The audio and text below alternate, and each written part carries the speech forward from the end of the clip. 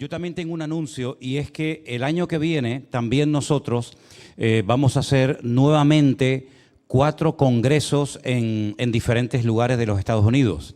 Vamos a ir por primera vez a un estado que yo no conozco, pero a través de una hermana que viajó con nosotros a Israel, nos puso en contacto con el pastor de su iglesia, que tiene una iglesia enorme, de estas iglesias americanas que todo es grande. Y entonces nos han prestado la iglesia y el salón de reuniones, el comedor y todo eso. Y va a ser en Houston. Entonces vamos a hacer primeramente una parada ahí, creo que son de 4 o 5 días. De ahí viajaremos para visitar nuestra congregación en Las Vegas, donde también tendremos otro congreso de varios días. Nos trasladaremos a San Francisco, donde tenemos también una iglesia nuestra. Estaremos allí. Y finalmente volveremos a Florida, a Miami. Quiero decirles que ya se ha abierto una congregación en Florida nuestra, que se está reuniendo en principio todos los domingos en Orlando, en una iglesia que hemos alquilado. Y Dios mediante, probablemente en breve estaremos abriendo otro lugar también en Miami. Lo que pasa es que uno de los hermanos que estaba encargándose un poquito de todo esto le dio un infarto en su casa y tuvieron que llevarlo de urgencia al hospital. Y estando en el hospital le dio otro infarto. Entonces este hermano junto con otro era el que estaba organizando un poquito el tema de los cultos, las reuniones, y resulta de que ya teníamos un lugar precioso que lo habíamos apalabrado por lo menos y nos cobraban $60 por culto en una universidad muy bonita de Miami, pero con todo esto que está sucediendo resulta que la universidad nos ha comunicado que por motivos de seguridad no quieren alquilar de momento ningún local a religiosos. No quieren hacer cultos ni nada por miedo a atentados o por miedo a estas historias, ¿no? Entonces, oren mucho por todo esto y quiero animar a los hermanos de Estados Unidos que se anoten toda la información de estos congresos, incluido el de Alicante, creo que sí, ¿no, Saray? Está en nuestra página web, mividanueva.org. Allí están los correos electrónicos, las fechas, los teléfonos, absolutamente todo, para que nadie se pierda una de estas actividades, uno de estos eventos que yo creo que va a ser de mucha bendición para todos los que puedan asistir. ¿De acuerdo? Bueno, decirles que hemos estado este fin de semana en la iglesia del pastor Antonio, que ustedes conocen perfectamente. Él predicó el año pasado en nuestro congreso en Toledo. Ellos cumplían 12 años. Y nuevamente me han vuelto otra vez a invitar y hemos tenido unos días preciosos. Tuvimos la primera reunión el viernes por la noche, luego el sábado tuvimos, creo que fueron 2 reuniones, si no recuerdo mal, una por la mañana y una por la noche, me parece que fue así. Y luego el domingo también tuvimos otras 2 reuniones, por la mañana y por la noche. Y bueno, asistió muchísima gente, ellos tienen un local extraordinario, muy bonito, que el Señor les ha dado, y al lado de su local pues tienen también otro local que lo usan única y exclusivamente para comidas, para celebraciones, y están todo el día en la iglesia, se van desde por la mañana y prácticamente están todo el día hasta por la noche. Incluso vi algunas camas en el salón, y es que había venido unos hermanos que son de la iglesia de Roma, y subieron y se quedaban a dormir en la iglesia y tenían por algunas esquinas, tenían algunas camas también. Digo, esto por si alguien está cansado. Digo, hermano, échese un ratito, descanse mientras los demás escuchamos el culto, ¿no? No lo vamos a hacer aquí, ¿no? Porque capaz que tendría mucho éxito y al final se quedarían todos dormidos, ¿eh? Pero bueno, gracias al Señor la obra está bien en Italia. Estuve también en contacto con algunos pastores que conocemos hace muchos años y la obra del Señor pues sigue adelante. También tienen muchos problemas con la migración, están llegando miles y miles y miles de personas. Ustedes saben en las condiciones en las que vienen. Bueno, ¿qué le vamos a decir si aquí en las Islas Canarias estamos también recibiendo un montón de personas que vienen de aquella manera? Que el Señor nos guarde, hermanos, ¿saben? Que el Señor nos guarde. Y yo quiero nuevamente pedirle a la iglesia y a todos los que están viendo el culto esta noche en directo que estemos orando mucho por la situación de Israel. Definitivamente ya no podemos viajar en noviembre, nos han suspendido los viajes que teníamos en noviembre. Me temo que también nos pasará lo mismo con los viajes que tenemos programados en diciembre, y vamos a ver qué pasa en enero, porque estamos hablando de cientos y cientos de personas que tenían una ilusión tremenda por poder viajar, pero bueno, se les está devolviendo a todos el dinero, el pasaje, estamos suspendiendo todos. Y gracias a Dios que tenemos a Priscila, que tiene montada una especie de agencia de viaje en la casa, porque esto da un trabajo tremendo, tremendo. Pero bueno, lo que más dolor da es lo que está sucediendo. Eso por encima de todo, ya viajaremos, si Dios lo permite. Por encima de todo, me gustaría que oráramos, y yo estoy orando para que se produzca un milagro de un momento a otro con todo el tema de los que están retenidos, con todos los que están secuestrados, que recuerden que son más de 240 personas. Hoy se hablaba de que iban a liberar a unos 12 aproximadamente, pero la idea es que no se quede nadie atrás. Ten en cuenta que hay niños de meses, hay niñitos de meses, hay abuelas, hay señoras mayores, hay gente que está enferma, hay gente que está muy mayor, incluso ha habido gente que sobrevivió a la Segunda Guerra Mundial y ahora resulta que le vuelve otra vez a tocar esto, ¿no? En fin, estemos orando para que el Señor ponga su mano y que el Señor tenga todo bajo su control y que, ¿por qué no?, que los liberen a todos, ¿verdad? Y que veamos ese milagro para que el mundo vea lo que Dios es capaz de hacer cuando el pueblo de Dios se une. Amén, hermanos. Vamos a orar un momentito, cierra tus ojos ahí donde estás. Gracias a nuestro hermano Jerónimo por haber atendido el culto del jueves, del domingo. Anderson y Alberto están de viaje también, creo que ya vienen de camino. Si no han llegado ya llegaron, ¿eh? Nuestro hermano Marcos también estuvo el fin de semana en Madrid, una reunión preciosa, un grupo de hermanos extraordinario. Pero ahora te pedimos, Señor, que tú nos hables y nos ministres a través de tu preciosa y poderosa palabra, que podamos recibir la bendición de tu palabra, Señor, que podamos ponerla en práctica y que tú, Señor, nos hables a través de ella, como siempre lo haces. Ponemos este tiempo en tus manos, en el bendito nombre de Jesús. Amén y amén. Gloria a Dios. Hay un capítulo que se ha leído lógicamente mucho en estos años que tiene la iglesia y es el capítulo 11 de la carta a los Hebreos. La carta a los Hebreos no sabemos exactamente quién fue el autor, pero bueno, eso al fin y al cabo es digamos, lo menos importante. Lo importante es que es una carta que se escribió a personas que tenían lógicamente un gran conocimiento de lo que llamamos el Antiguo Testamento, porque se le escribió a personas que no eran ignorantes de todos los sacrificios del templo, del tabernáculo, de los sacerdotes, de los animales que se sacrificaban, etcétera, etcétera. Para poder entender esta carta, que por cierto es preciosa y muy profunda y llena de grandes lecciones, lógicamente uno tiene que tener un conocimiento amplio del Antiguo Testamento, porque si no hay muchas cosas que no te vas a enterar. Y el capítulo 11 habla de personajes todos del Antiguo Testamento. Hay una lista enorme de hombres y de también algunas mujeres que por lo que hicieron o por lo que dijeron en ese acto de fe pasaron a la historia. Ahora bien, el capítulo 11 de la carta a los Hebreos es un capítulo que gira siempre en torno al mismo tema. No es como otros capítulos que se tocan diferentes temas. El capítulo 11 de Hebreos es un tema monográfico, la fe, la fe, la fe y la fe. La fe de hombres y de mujeres en distintos períodos de la historia.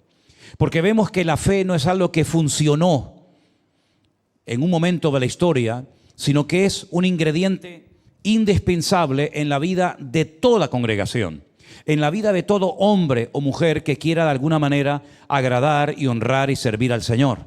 Dice el capítulo 11 en uno de sus versículos que sin fe es imposible, totalmente imposible agradar a Dios. Luego a Dios le agrada, a Dios le gusta que nosotros tengamos fe. Porque si dice la Biblia que sin fe es imposible agradar a Dios, si le damos la vuelta al texto, quiere decir que teniendo fe y alimentando nuestra fe, agradamos a nuestro Dios. No tenemos que ser personas incrédulas, y más en estos tiempos en los que estamos viviendo, en los que se necesita, hermanos, mucha fe. Y no podemos permitir, bajo ningún concepto, que echen a perder, que envenenen o que contaminen nuestra fe. A lo largo de la historia, el diablo se ha encargado de utilizar a diferentes movimientos o diferentes grupos o personas o filosofías para que el hombre fuera perdiendo la fe y la confianza en Dios. Y lamentablemente sabemos que hay muchas personas que han entrado en una crisis de fe. Nunca olvidaré cuando estuve un día en un albergue, digamos cristiano, que le da acogida a un grupo de personas que están haciendo el famoso Camino de Santiago. En ese camino, porque hay muchos, en ese camino que viene por todo el norte de España, hay un momento en el que tienen que pasar por un pueblo, por una pequeña aldea de Galicia que se llama Ligonde, un sitio que en invierno hace muchísimo frío. Y justamente cuando el camino da la curva, cuando el camino da la vuelta, hay una casa que hace muchos años compraron y que la dedicaron. Está dedicada por entero a evangelizar a personas que hacen el Camino de Santiago. Creo que son 15 o 20 personas las que se quedan cada noche y durante la cena le proyectan parte de la película de Jesús, se ora, se da testimonio, se regalan Nuevos Testamentos y al día siguiente otros 15 o 20 personas. Lógicamente, cuando yo me puse en el Camino de Santiago mirando a todos los centenares y miles de personas que pasan, yo le decía a los responsables de la casa, nuestro hermano Natán, que por cierto estuvo aquí una vez un año y nos vino a dar el testimonio, es un hermano de Brasil, casado con una hermana de Málaga, de España. Yo le decía, oye, son muchas las personas que se pasan de largo, ¿no? Dice, sí, lo sabemos, pero oramos para que los 15 o 20 que se quedan todas las noches gratuitamente a cenar, a ducharse y al día siguiente desayunar muy temprano, que sean las 15 personas o las 20 personas que el Señor nos manda para poderles dar testimonio. Y tienen muchos testimonios de personas que se han convertido, personas que después al siguiente año ya van a trabajar como voluntarios a la casa porque han descubierto el verdadero camino, que no es el camino que lleva a Santiago, sino el camino que lleva al corazón de Dios, que es nuestro Señor Jesucristo, ¿verdad? Pero una noche estaba yo por fuera de la casa y me intenté acercar a varias personas que incluso al no caber en la casa ponían una tienda de campaña afuera para pasar la noche y descansar un poco. Y me acerqué a una chica y le pregunté por qué hacía ella el Camino de Santiago. Y nunca olvidaré su respuesta. Su respuesta fue, dice, porque he perdido la fe y quiero hacer el Camino de Santiago para ver si la recupero. Había perdido la fe, no sé qué le había pasado. Se ve que en un momento de su vida tuvo fe, pero la perdió.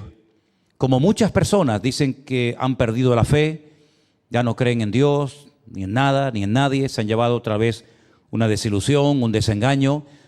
Y entonces, pues, eso me dio pie para hablarle, ¿no? De cómo se puede recuperar la fe, qué tenemos que hacer para tener fe, etcétera, etcétera. Hermanos, la fe, dice la Biblia, que la vamos a utilizar ahora en nuestra vida presente, en la eternidad, no vamos a necesitar la fe absolutamente para nada. Otro capítulo muy bonito, también monográfico, que habla del amor, dice, y ahora permanecen la fe, la esperanza y el amor, estos tres, pero el mayor de ellos es el amor. Es interesante que el tema de la fe es algo tan importante, que cuando Pablo escribe otra carta a los hermanos de Galacia, cuando él está hablando acerca de cómo se comporta un hombre en la carne, las obras de la carne, ¿no? Y pasa a continuación a describir cómo tiene que ser la vida de un hombre en el espíritu, él habla del fruto del espíritu y menciona al fruto del espíritu con 9 características diferentes. Y curiosamente, si ustedes se dan cuenta, menciona el tema de la fe. Mas el fruto del espíritu es amor, gozo, paz, paciencia, fe, mansedumbre, benignidad, templanza. Contra tales cosas no hay ley. Y menciona la fe. Pero curioso que Pablo también, cuando le escribe a otra iglesia, a los hermanos de la iglesia de Éfeso, le dice, por gracia sois salvos, por medio de la fe. Luego tenemos la fe en Gálatas 5 como parte de la manifestación del fruto en el creyente que mora el Espíritu Santo en nosotros. Tenemos también la fe como ese elemento indispensable para poder clamar a Dios y obtener la salvación de nuestra alma y el perdón de nuestros pecados. Pero curiosamente a otra iglesia que le escribe, la iglesia de Corinto, cuando habla en el capítulo 12 de los dones, no del fruto, sino de los dones del Espíritu Santo, las manifestaciones poderosas, las herramientas del Espíritu de Dios en la vida de la iglesia, del cuerpo de Cristo, él menciona ahí 9 dones. Y uno de los dones que menciona es el don de la fe. Luego vemos que la fe aparece por todas partes, como fruto o parte del fruto, como el ingrediente indispensable para obtener la salvación y el perdón de nuestros pecados, como uno de los dones del Espíritu Santo, y ahora encontramos una lista enorme, no está completa por supuesto, de hombres y mujeres que por lo que hicieron o por lo que dijeron se consideran hombres de fe. Y el primero que se menciona es el hijo, uno de los hijos de Adán y Eva, Abel. El versículo 4 dice que por la fe Abel ofreció a Dios más excelente sacrificio que su hermano Caín, por lo cual alcanzó testimonio de que era justo, dando Dios testimonio de sus ofrendas, y muerto aún habla por ella. A mí me llama la atención que en este capítulo no se menciona ni a Adán ni a Eva. No se menciona a los padres de Caín y Abel, pero sí se menciona a Abel como una persona que actuó por fe y a Caín, una persona que hizo todo lo contrario a una vida de fe y de obediencia. ¿De dónde sacó Abel el conocimiento de que tenía que acercarse a Dios por medio de sacrificios?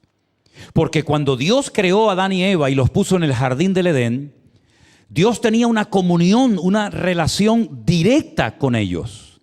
No hacía falta sacrificios, no hacía falta sacrificios de animales, derramamiento de sangre, sino que la comunión con Dios era directa. Pero eso se acabó.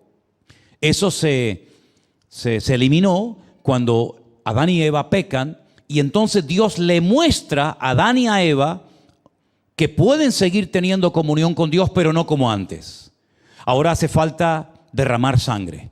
Ahora hace falta que un animal sea sacrificado sobre un altar para que de esa manera se mentalicen que sin derramamiento de sangre no hay remisión de pecados. ¿Quién le enseñó esto a sus hijos? Evidentemente Adán y Eva. Y se lo enseñaron de tal manera que ellos solos, sin necesidad de ir acompañados de sus padres, ya sabían que la forma de acercarse a Dios era a través de sacrificios. Los dos recibieron la misma enseñanza. Al fin y al cabo, los dos eran hijos del mismo padre y de la misma madre. No es como pasa en algunas ocasiones en el Antiguo Testamento, que eran hermanos de padre o hermanos de madre. En esta ocasión, los dos hermanos, Caín y Abel, sus padres eran Adán y Eva, y los dos recibieron la misma educación. Pero uno actúa correctamente y otro actúa totalmente opuesto a lo que Dios ha enseñado. Qué importante es la enseñanza en el hogar que los padres le den a sus hijos. Ahí no había iglesia, ahí no había ni pueblo de Israel ni nada.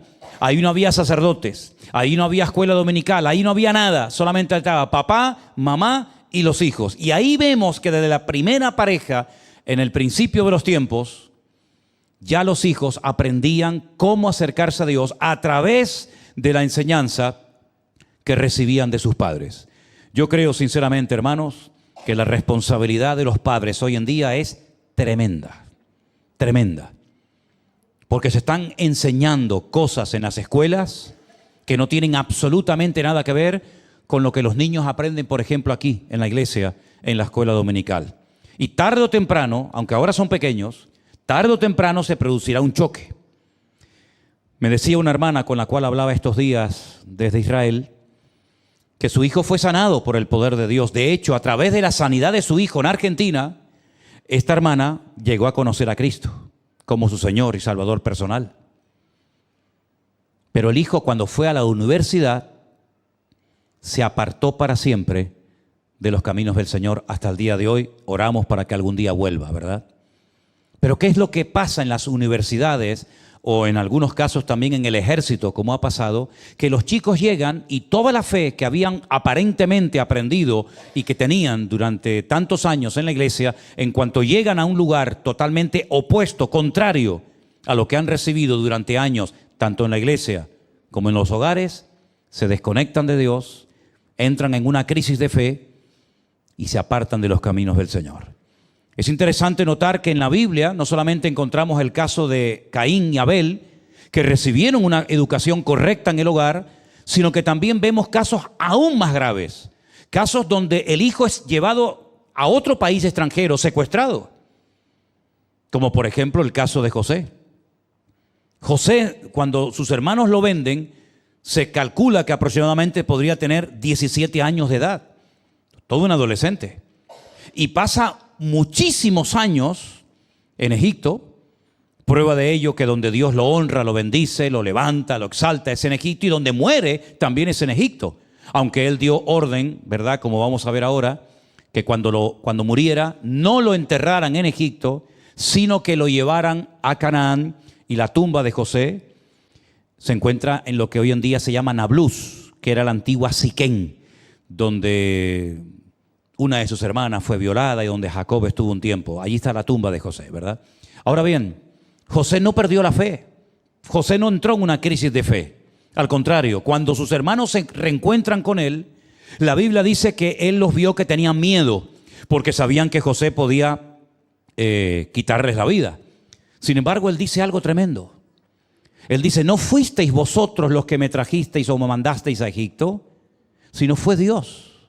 Es decir, yo me he dado cuenta que Dios les utilizó a ustedes sus celos, su envidia, y lo utilizó el Señor para que me trajeran aquí, y aquí es donde yo tenía que estar para poder bendecirles a ustedes y ser un instrumento útil en las manos del Señor. Sí, él no se quejó, sino que él entendió que aquellos celos, que aquella envidia de sus hermanos, aquel acto terrible, primero de querer matarlo y luego de venderlo como esclavo para Egipto, fue algo que Dios permitió.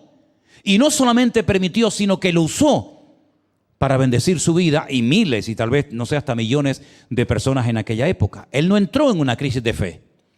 Vemos, por ejemplo, a Daniel. Daniel también fue llevado secuestrado, nada más y nada menos que a Babilonia. El centro religioso, el politeísmo, la idolatría, el paganismo, todo lo opuesto a lo que este muchacho había aprendido cuando era joven en Israel. Nunca más volvió. Probablemente a su familia, a sus padres lo mataron.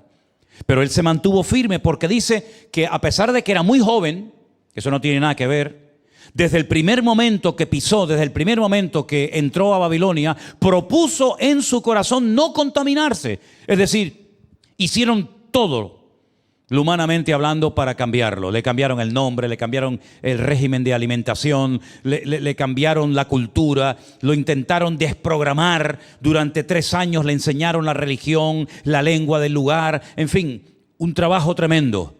Se mantuvo firme en el Señor. Entonces, la educación en el hogar es algo de vital importancia que puede marcar el destino de un hijo para el resto de su vida. Amén, hermanos. Miren, por ejemplo, a Moisés. Ese sí que fue llevado bien pequeñito al hogar de la hija del faraón. Sin embargo, cuando él tenía 40 años, él dice: yo no soy un egipcio. Yo vivo aquí, pero yo no soy de aquí. Dice que renunció a todos los privilegios de Egipto, que eran muchos, para sufrir con su pueblo, sabiendo que él era hebreo, porque esperaba un galardón diferente, que era un galardón que venía de parte de la presencia del Señor. Es decir, la enseñanza en el hogar tiene que marcar a nuestros hijos para toda la vida. Los musulmanes no entran en una crisis de fe cuando son pequeñitos y los llevan a otro sitio o los meten en una cárcel o los torturan. Ellos no sufren ninguna crisis de fe. ¿Por qué los cristianos, por qué los jóvenes cristianos sufren una crisis de fe cuando son presionados tal vez más allá de sus fuerzas? Es algo que tenemos que plantearnos y preguntarnos. La Biblia no solamente habla de Abel, habla de un tal Enoc, que dice la Biblia que no murió, sino que fue llevado en vida a la presencia del Señor. El versículo 5 dice que fue traspuesto para no ver la muerte, y no fue hallado porque Dios lo traspuso. Y antes de que fuese traspuesto tuvo testimonio de haber agradado a Dios. En el caso de Enoc, la fe le sirvió para agradar a Dios y para caminar en santidad y en obediencia, a pesar de que vivió en unos tiempos terribles. Era casado, tenía hijos, ¿verdad? Pero sin embargo, él se mantuvo firme y agradó a Dios. No solamente se mantuvo firme sin pecar, sino que agradó a Dios por la fe.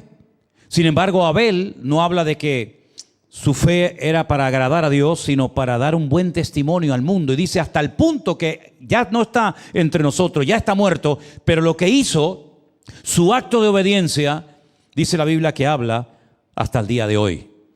Pasamos rápidamente al personaje de Noé. Noé es un personaje conocido por la mayoría de la gente. Un hombre que no logró alcanzar a nadie durante toda su vida, excepto a sus 3 hijos, a las esposas de estos y a su propia esposa.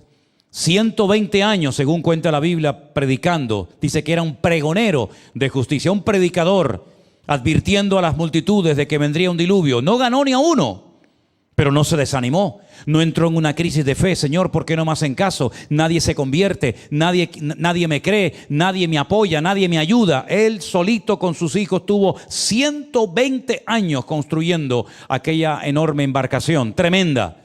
Y él se mantuvo firme. Y esa fe le mantuvo firme en la tarea que Dios le había encomendado. No claudicó, no se cansó, no dijo aquí no pasa nada, todo sigue igual, aquí no llueve, esto es un engaño, tal vez yo me equivoqué, tal vez fue mi conciencia, yo qué sé. Sino dice la Biblia que él se mantuvo firme porque creía que lo que Dios le había dicho se iba a cumplir. Amén, hermanos. Esa es la fe que nosotros necesitamos hoy en día. Una fe que sea perseverante, no una fe transitoria, una fe pasajera. Una fe que ahora sí me ayuda muchísimo, pero la semana que viene la perdí por el camino. No se olviden que cuando Pablo también habla en la carta a los Efesios de la fe, él compara la fe con un escudo. ¿Se acuerdan? El escudo de la fe. Y sobre todo, tomad el escudo de la fe con la cual podáis apagar todos los dardos de fuego del maligno. Es decir, la fe nos va a ayudar a mantenernos firmes y a neutralizar cualquier ataque que el enemigo lance contra nuestra vida. Y por supuesto, si la Biblia no habla de Abraham, que dice la Biblia que era el padre de la fe, pues algo le faltaría al capítulo. Se habla de él y de su esposa. Qué bonito cuando hay matrimonios que los dos son hombres, son personas de fe, ¿verdad? Hemos conocido muchas familias que él, pues sí, quiere ir en serio con el Señor, quiere servir al Señor, pero ella no. Ella como que le acompaña obligada, ¿no? O al revés, hermanas que tienen un deseo tremendo de servir al Señor, de participar en todo, de apoyar la obra, y él ahí está como en el banquillo, ¿no? Estos jugadores que están en el banquillo, que se visten de futbolista pero nunca juegan, sino que se quedan ahí, ¿no?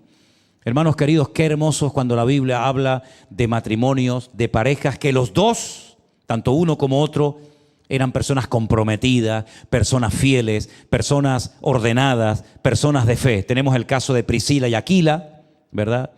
Tenemos el caso ahora de Abraham y de Sara.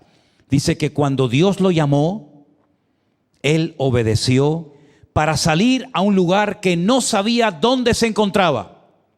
Hoy en día, con un teléfono por internet, podemos ver la geografía del mundo. Pero en aquellos tiempos, mis queridos hermanos, cuando te hablaban de otras regiones, a menos que la gente que vivía en esos sitios te contara cómo era ese lugar, no había fotografías, no había libros, no había internet, no había acceso a tanta información como tenemos hoy en día. Saben, este programa, a mí me gusta mucho de vez en cuando utilizar el Google Earth, lo habéis visto, ¿no? Cualquier parte del mundo, pum, pinchas y recorres las calles. Puedes ir a medio mundo sin salir de tu casa, así con un teléfono. Y nos hemos dado muchas vueltas por el mundo, ¿eh? Les puedo asegurar que hemos visto un montón de lugares. A veces dice, oye, esta isla tan pequeñita que está entre este país y otro, empiezas a acercar, y de repente ves coches y casas y edificios, y dice, oye, vive gente en ese lugar, ¿no?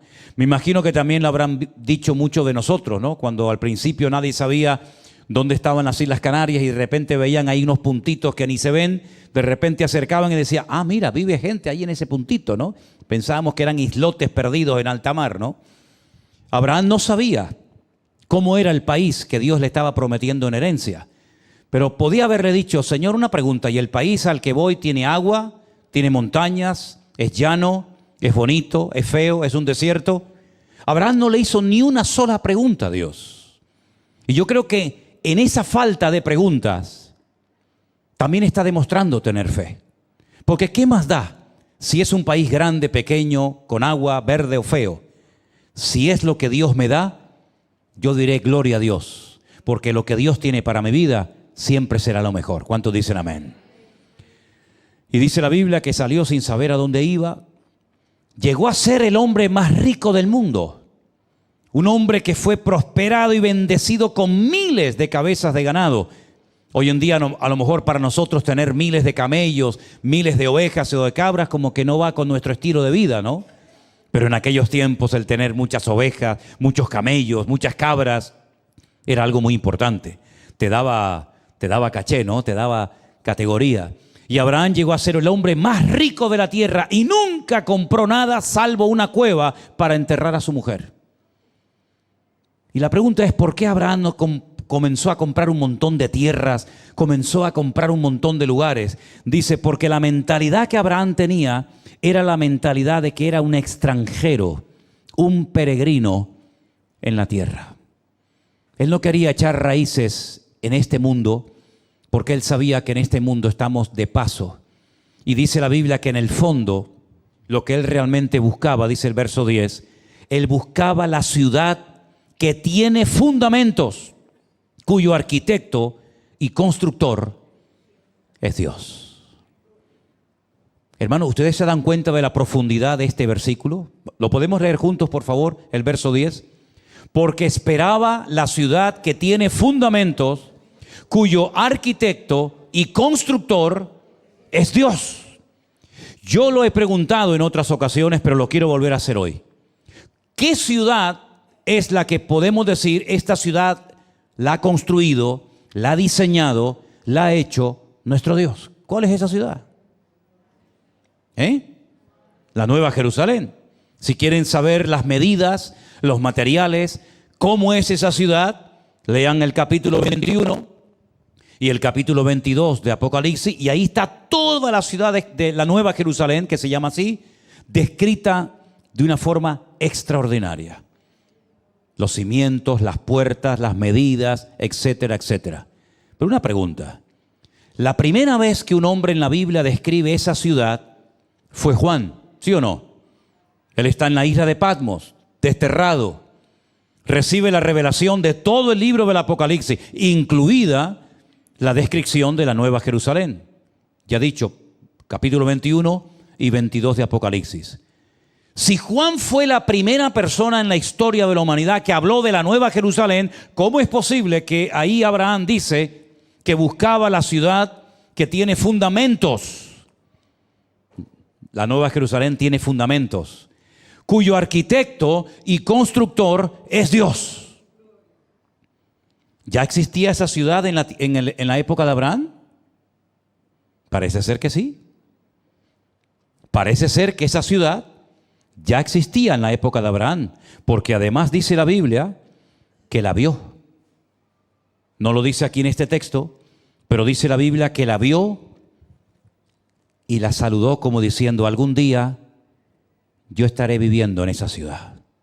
Por eso cuando él vio esa ciudad, que la podemos ver en el libro de Apocalipsis, ¿para qué quiero comprar un trozo de tierra? ¿Para qué me quiero comprar un chalecito aquí? Si cualquier cosa que yo me pueda comprar en este mundo, en comparación con lo que estoy viendo, no tiene ni punto de comparación. ¿Se dan cuenta? Cuando nuestra visión está en Dios, nada de este mundo nos atrae. Usamos las cosas del mundo, lógicamente, usamos la casa, el coche, la ropa, en fin, lo que sea, pero nos damos cuenta de que no tiene ningún valor en comparación a nuestra herencia, que la vamos a recibir algún día cuando lleguemos a la presencia del Señor. Amén, hermanos. Porque no solamente nos vamos a salvar, ya somos salvos, ¿sí o no? El que cree en mí tiene vida eterna y no vendrá a condenación, mas ha pasado de muerte a vida. No solamente nos vamos a salvar, sino que cuando lleguemos a la presencia del Señor, el Señor dice que nos dará una recompensa según la labor que hayamos hecho cada uno de nosotros. A uno a lo mejor le dará una coronita así chiquitita, a otro más grande, no lo sé. Lo que está bien claro es que no solamente el Señor nos va a decir, entra en el gozo de tu Señor, sino que además nos va a dar una recompensa. ¿Has pensado alguna vez cuál podría más o menos ser la recompensa que vamos a recibir? ¿Te preocupa eso? ¿Te hace pensar cuál es la recompensa que recibiremos? La Biblia habla de diferentes tipos de recompensa. Incluso hay una recompensa que es única y exclusivamente para mártires. Es decir, para personas que dieron su vida por la causa de Cristo. No que se quitaron la vida, eso no es un mártir, eso es un loco. Uno que se quita la vida, eso no es un mártir. Un mártir es una persona que le quitan la vida por la causa de Cristo, por la causa del Evangelio, ¿verdad? Abraham buscaba esa ciudad, pero lo bonito de todo esto es que su esposa también es mencionada como una mujer de fe. ¿O no tiene que tener fe una mujer de 90 o 100 años estéril para poder prepararse para ser madre? Hermanas, mire, yo le digo una cosa, para criar un hijo, uno tiene que estar en plena forma, Yo no estoy criando a Adriel, pero a mí Adriel me agota. Cuando llega a mi casa, cuando se va, aleluya. Es que me agota, porque es que lo quiere todo. Digo, ¿pero qué quieres? La guitarra, no quiere la guitarra. El muñeco, ya no quiere el muñeco. Y deja todo esparramado y después vuelve otra vez. Oye, es agotador. Y ahora que camina ni te cuento. Imagínate con 90 o 100 años decir, vas a ser madre. ¿Tú sabes lo que es criar a un niño ya con 90 o 100 años, hermana? Pero dice la Biblia que ella recibió fuerzas, ya lo creo, para poder concebir y dio a luz fuera del tiempo de la edad porque creyó que era fiel quien se lo había prometido. ¿Cuántos dicen amén? Bueno, yo creo que la actitud de Sara deberíamos también de tenerla nosotros hoy en día. Ella dice, yo voy a ser madre porque creo que el que me lo ha prometido es fiel y va a cumplir con su promesa. Nosotros también tenemos un Dios que nos ha dado miles de promesas. ¿Me pueden decir una ustedes? ¿Me pueden decir una de las promesas que Dios nos ha dado en la Biblia? ¿A alguien se le viene a la cabeza alguna? El Señor es mi pastor, nada me faltará. Bueno, eso es una promesa. Si Él es mi pastor, la Biblia dice que nada me faltará. ¿Alguien recuerda otra promesa más? No temas porque yo estoy contigo. No desmayes porque yo soy tu Dios. Siempre te sustentaré con la diestra de mi justicia. Es decir, algunos han dicho casi 7,000 y pico, 8,000 promesas. Si Sara recibió una promesa, vas a ser madre, y dice que creyó, su fe le dio la fuerza suficiente para poder concebir, porque ella creyó que era fiel quien se lo había prometido. El que le hizo las promesas a Sara también es el mismo Dios que nos ha prometido a nosotros tantas y tantas cosas que sabemos de memoria. Amén, hermanos. Por lo tanto, vamos a mantenernos firmes en la promesa que el Señor nos ha dado en su palabra. Cuando además dice la Biblia que todas las promesas del Señor son sí y amén en Cristo Jesús, Señor nuestro. Sara dio a luz. Sara se rió en un momento determinado de su vida, pero Sara finalmente tuvo el privilegio de poder ser madre. ¿Es que acaso hay algo imposible para Dios? Uno dirá, pero es que esto es un milagro tremendo, que una mujer estéril, con casi 100 años, se quede embarazada y dé a luz a un hijo y lo amamante y lo críe. Esto es un milagro tremendo, ¿sí o no? Pero es que ¿acaso Dios no ha hecho milagros más grandes todavía? Porque al fin y al cabo esta señora tenía a su marido. Pero ¿y María?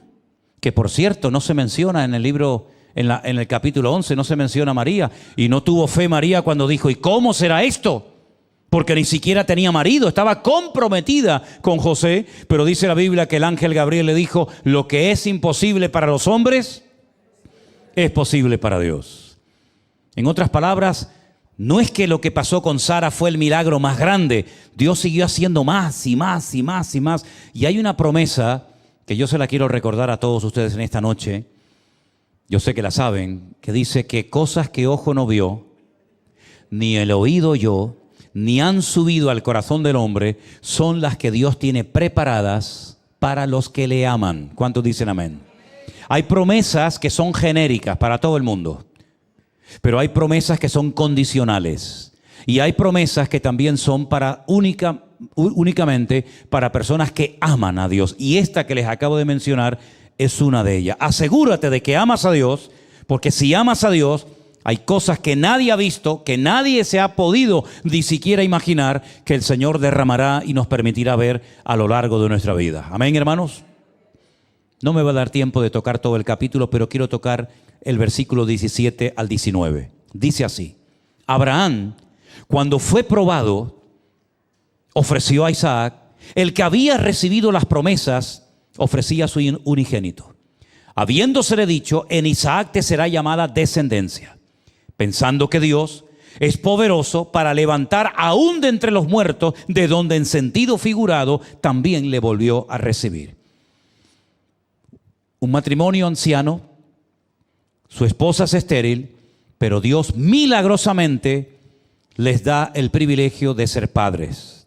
Nace Isaac y el Señor le dice: ahora que ustedes son padres, ahora que tienen claro por dónde pasa el futuro de la promesa, ahora que incluso se atrevieron a echar de la casa al otro hijo, ¿se acuerdan? A Agar y a Ismael, el Señor le dijo: esto no entra dentro de mis planes, tienes que echarlo de la casa. Y cuando él se queda solo con Isaac, él sabe que su fe, él se la tiene que transmitir a su hijo, y su hijo a las futuras generaciones. La lucha era la siguiente: si se corta la línea, si se corta la genealogía, ¿cómo se va a cumplir la promesa de que serán benditas todas las naciones de la tierra a través de mi descendencia? Si yo me cargo, permítame la expresión, si yo mato a la descendencia, ¿cómo se va a cumplir la promesa de Dios? Es una lucha tremenda, porque cuando uno dialoga con Dios, cuando uno conversa con el Señor, uno se hace preguntas. Y Abraham seguramente habrá pensado: pero Señor, tú me das a un hijo y ahora me lo quitas.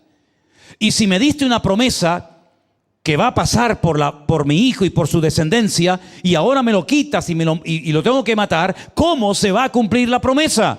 Tampoco le preguntó nunca nada a Dios. María por lo menos se atrevió a preguntarle: ¿cómo será esto? Pero Abraham nunca le preguntó nada a Dios. El Señor le dice: tienes que sacrificarlo. Y Abraham dice: pues lo hago.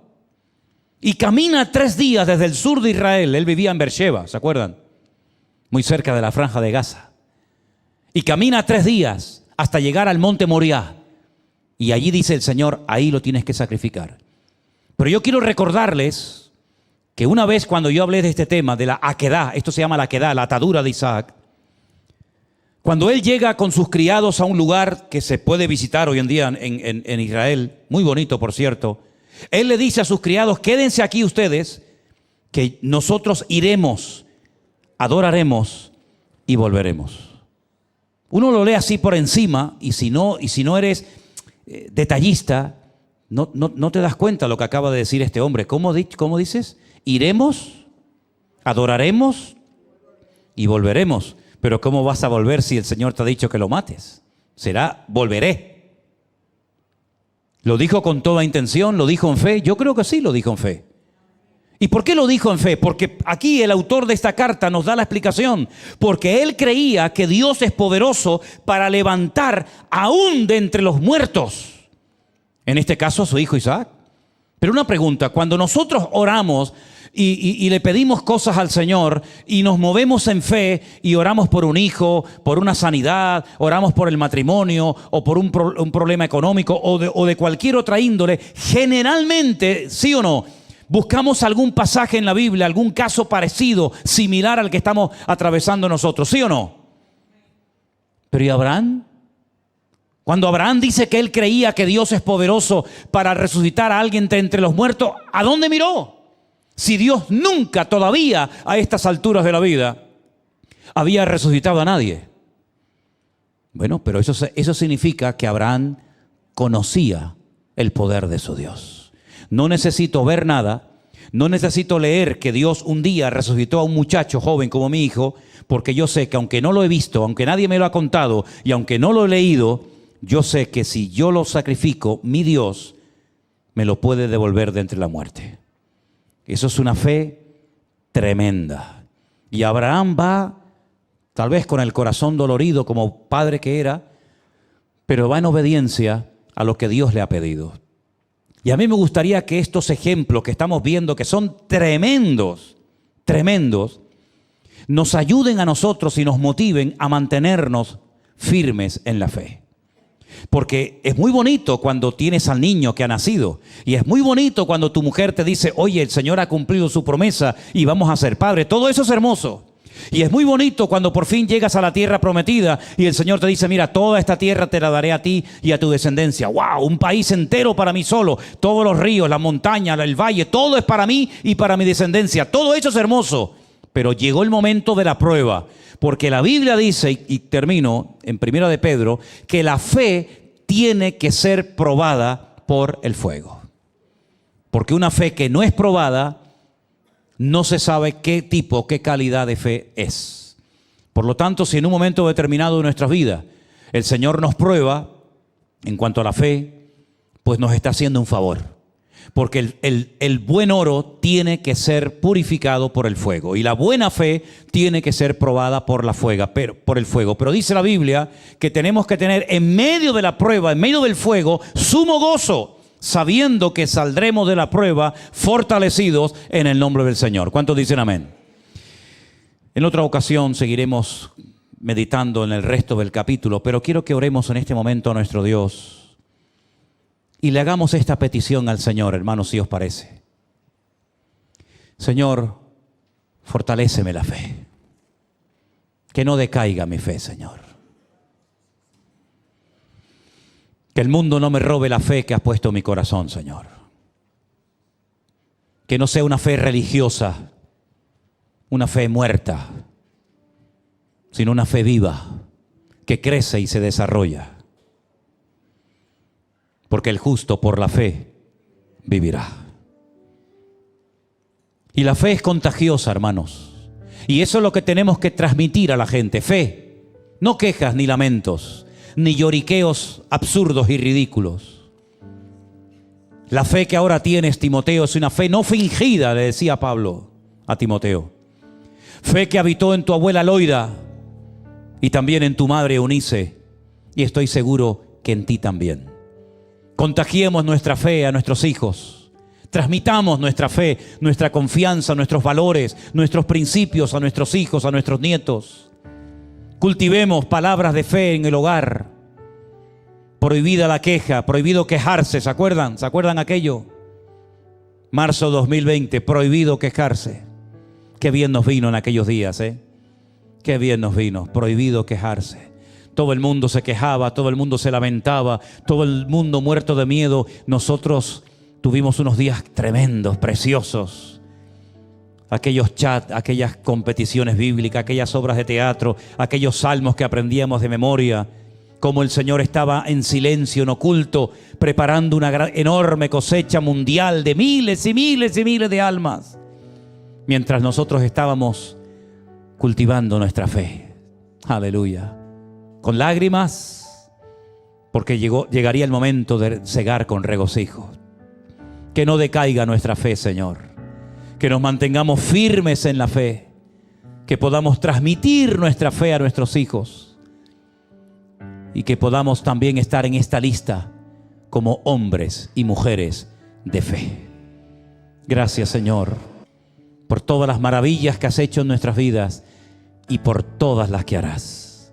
Oramos en fe por la liberación de esas personas que están secuestradas. Señor, que salgan todos vivos. Que se produzca un milagro para que el mundo vea lo que Dios es capaz de hacer cuando la iglesia del Señor ora. Oramos por esos niños pequeños, esos ancianos que están secuestrados, Señor, en el nombre de Jesús. Para el hombre es imposible, pero para Dios todo es posible. Glorifícate, Señor, y pon tu paz en nuestros corazones y que alimentemos cada día nuestra fe con tu palabra. Gracias por los ejemplos que encontramos en la Biblia de hombres y mujeres de fe que pasaron dificultades, pruebas y luchas tremendas, pero se mantuvieron firmes en la fe y te agradaron en todo lo que hicieron. Aleluya. Gracias, Señor. Ponemos todo en tus manos en el nombre de Jesús. Amén.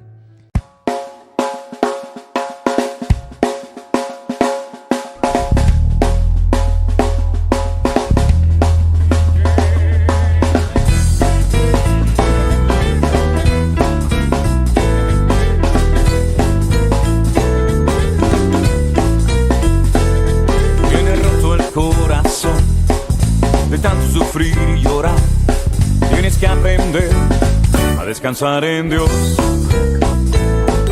No importa lo que te dijeron, no importa lo que te hicieron, tienes que aprender a descansar en Dios.